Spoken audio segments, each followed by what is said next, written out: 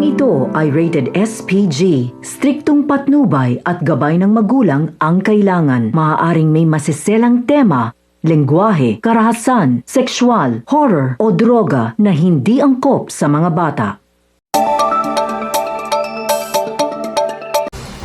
Sa ulo ng mga inaksyonang balita, larong pambatang Tom Sawyer na uwi sa suntukan, mga gamit sa seksyong Akasha, misteryosong nawawala.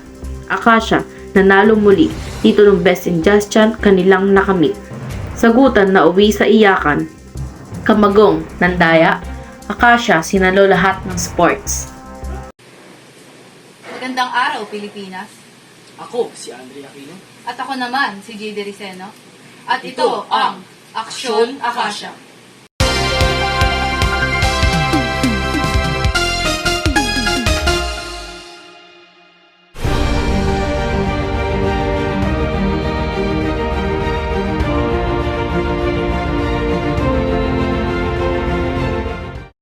Sa loob ng silid ng seksyon ng Akasha, may mga gamit na misteryosong nawawala. Ang masaklap dito ay hindi isa lamang ang naging biktima sa pangyayaring ito. Hindi malaman naman kung may nagnanakaw o magnanakaw nga ba. Ating alamin ang buong detalye kay Sylar Bernal. Sylar? Salamat, Andre. Sa kabila ng mga positibong nangyayari sa seksyon Akasha, ikawalang baitang, hindi pa rin maalis-alis sa kanilang isipan kung bakit nawawala ang mga gamit. Kung sadyang nami-misplace ba ito o may magnanakaw nga ba. Isa sa mga biktima dito ay si Ryan Nang.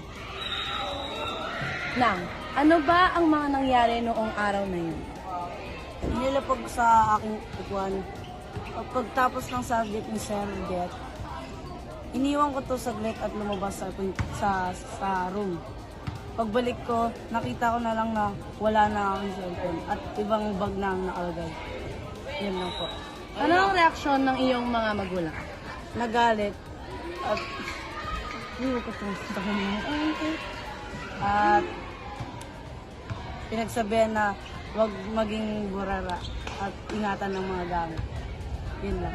Ano ang iyong masasabi sa nagnakaw ng iyong cellphone? Makonsensya. Kung mga kailangan ng pera, manghiram na lang sa kaklase. Yun lang. Salamat. Back to you, Andre. Nagkasuntukan ang dalawang magkaklase na si Christian Paul Abalon at Sid Sinodong dahil sa larong Tom Sawyer. Ayon sa kanilang mga kaklase, hindi natanggap ni Abalon ang pagkataya. Nakatutok, Queen Razon. Maraming salamat, Janelle. Ngayon, tanungin naman natin ang dalawang magkaibigan ng away. Abalon, ano ang inyong naramdaman tungkol sa away niyo ni Sid? Malungkot po kasi hindi po namin nakalain na mangyayari yun sa amin kasi matagal na kami may samahan. Matalik ko po sa kaibigan. Nakakasama ko po sa lahat ng bagay. Sid, ano naman ang naging reaksyon ng inyong mga kaibigan at kalaro tungkol sa away ninyo? Nagulat po kasi hindi po nila inaasahan na may mangyayaring ganun habang naglalaro po kami. Pero naawat din po nila kami nung natapos yung away na yun. Tapos nagbati din po agad kami. Sa inyong dalawa, ano naging reaksyon ng inyong mga magulang? Ano po, di po naman nila nalaman kasi po parang wala naman po nasabi kasi mangyayari naman po kasi dede naman po. Maraming salamat, Sid at Abalon.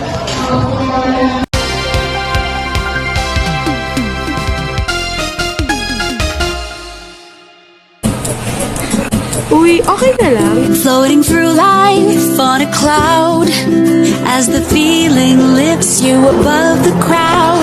It's turning out to be an awesome day. Close your eyes and hear the song. There's no reason to feel down. Close your eyes and let every happy feeling lift your feet off the ground. I won't cloud nine where you shine. Every day went to cloud nine. Sanitary bag. Nakakapag-relieve ito sa pagtagal sa aking sakit ng ulo. At sobrang tagal ko na itong ginagamit kasi sobrang effective na. Kaya ano pa nihintay nyo? Bumili na kayo ng sanitary bump for only 25 pesos.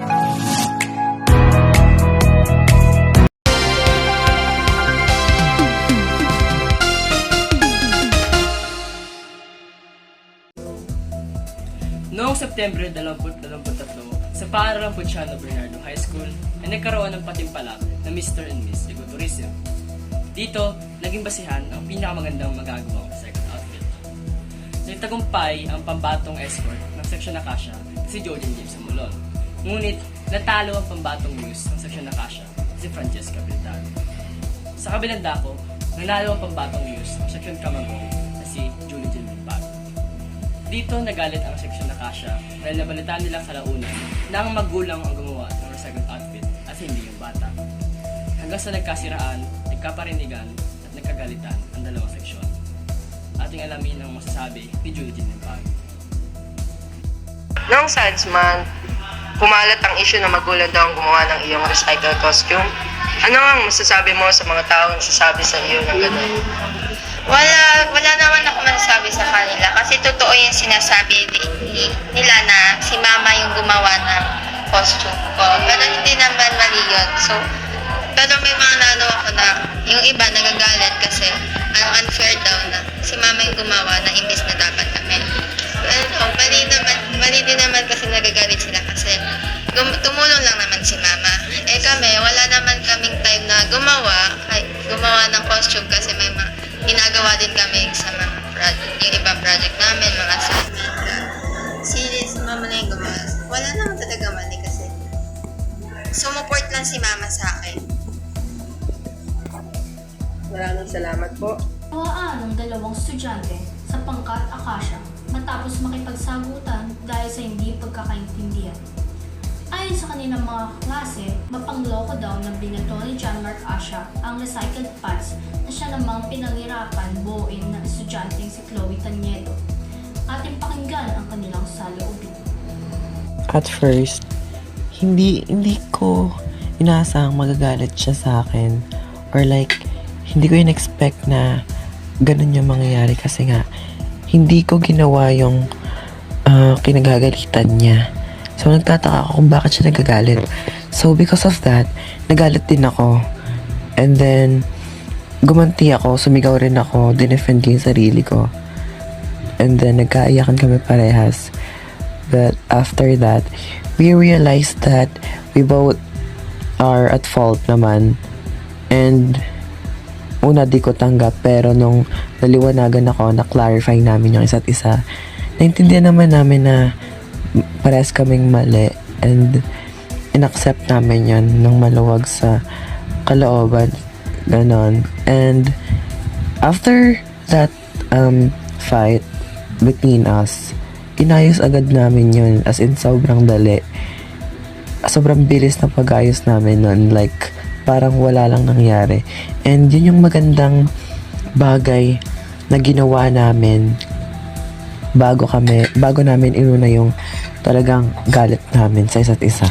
So, yun lang. Maraming salamat. Para sa akin, masakit at syempre nakakainis rin yun sa side ko dahil pagod at oras din ang akin o aming inilaan sa paggawa ng costume na yon. At syempre kahit sino rin naman siguro ay magre-react kung makikita nila ang ganun. Pero okay na rin naman kami ngayon at inamin ko na rin ang mali ko na masyado akong nagpadala sa emosyon ko at hindi ko muna inialaala o inintindi ng mabuti ang nangyari kung kaya't mali rin ang mga nasabi ko at nasigawan ko siya.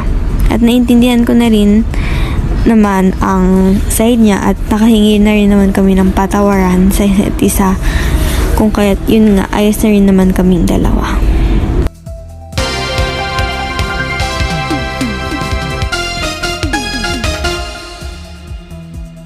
Time for a moment to breathe. Follow me and see. Relax with natural tea. C2 green tea, 100% natural tea. Brewed fresh for you and me. Enjoy relaxing with natural tea. Our C2 green tea. Relax the natural way with C2. Uy! Go together. Nice! Clover! May breakfast ko! Uy, wow! Clover! Kanya naman!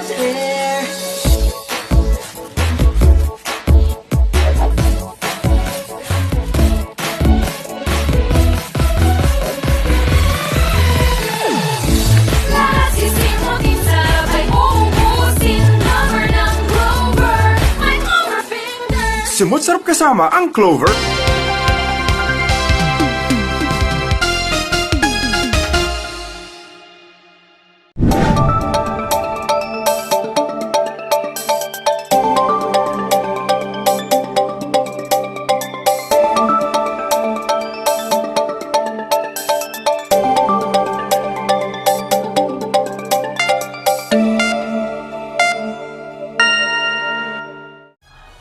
Noong ika-Nobyembre 23, 2024, sa covered court ng Ponciano, Bernardo, ay pinakita ng Acacia ang kanilang galing at husay. Sila ay lumahok sa kompetisyon para sa English month na Just Chat. Marami mga problema ang sinubok ng Acacia, ngunit hindi ito naging hadlang sa kanila. Hindi sila nagpapatalo at ipinakita nila ang kanilang kahusayan at kung gaano sila kagaling at kung ano ang Acacia. Nobyembre 30, 2024. Inanunsyo ang nanalo sa kompetisyon na Just Chant para sa English month ay may halong saya at may halong kabading na baka sila ay matalo ng ibang seksyon. Ngunit inanunsyo ang kompetisyon sa kompetisyon na Just Chant. Ang mga ito ay tuwang-tuwa at nanghihiyawan sa saya. Dahil sa kanilang panalo, natuwa rin ng sobrang kanilang leader na si Camila Medrano, maging ang kanilang advisor na si Ginang Claudia Brent. Noong buwan ng Pebrero, nagsimula ang intramurals at ang MAPE Month na pinamunuan ng MAPE Department. Nanggaling sa pangkatakasya ang MVP sa basketball si Captain Ball James Viloria at hindi lamang nakatungtong sa finals ang kanyang koponan kung hindi naipanalo rin nila ito. Sa larangan naman ng volleyball, hindi man nakabit ang pangkatakasya at buong grade 8 ang kampiyon sa finals na ipanalo naman nila ang elimination. Sa pinakakompetisyon naman ng MAPE Month na Mr. and Miss Intramurals, kinoronohan sila Jojan James Amolon at Jeril De Lara na tagapangkat Acacia ng titulong Mr. and Miss Intramurals. Sa larangan naman ng poster making, nakamit ni Chloe Taniedo na tagapangkat Acacia ang first place sa poster making contest na may temang Ani ng Sining, Bayang Malikhain. Hindi man nakamit ng pangkatakasya ang kampiyon sa lahat ng patimpalak at kompetisyon, hindi mo maikakaila na sila ay tunay na mahuhusay.